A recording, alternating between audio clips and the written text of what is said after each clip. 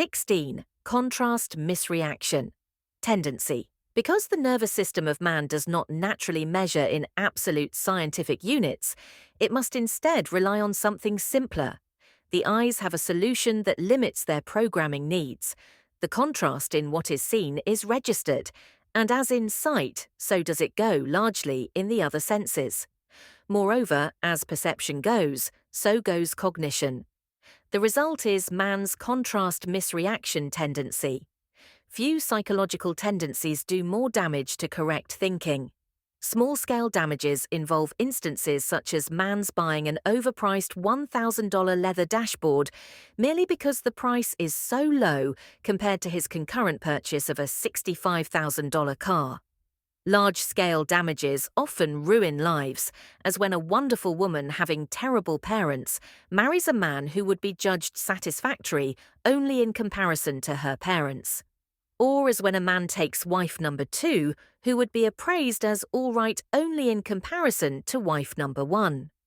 A particularly reprehensible form of sales practice occurs in the offices of some real estate brokers. A buyer from out of the city, perhaps needing to shift his family there, visits the office with little time available. The salesman deliberately shows the customer 3 awful houses at ridiculously high prices. Then he shows him a merely bad house at a price only moderately too high. And boom, the broker often makes an easy sale. Contrast. Misreaction tendency is routinely used to cause disadvantage for customers buying merchandise and services. To make an ordinary price seem low, the vendor will very frequently create a highly artificial price that is much higher than the price always sought, then advertise his standard price as a big reduction from his phony price. Even when people know that this sort of customer manipulation is being attempted, it will often work to trigger buying. This phenomenon accounts in part for much advertising in newspapers. It also demonstrates that being aware of psychological ploys is not a perfect defense.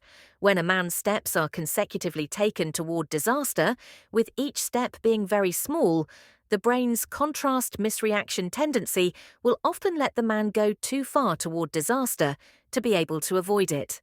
This happens because each step presents so small a contrast from his present position.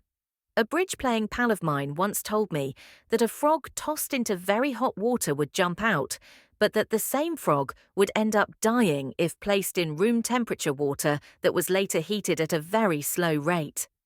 My few shreds of physiological knowledge make me doubt this account, but no matter, because many businesses die in just the manner claimed by my friend for the frog.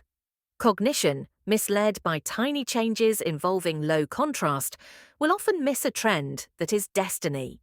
One of Ben Franklin's best remembered and most useful aphorisms is, "A small leak will sink a great ship." The utility of the aphorism is large precisely because the brain so often misses the functional equivalent of a small leak in a great ship.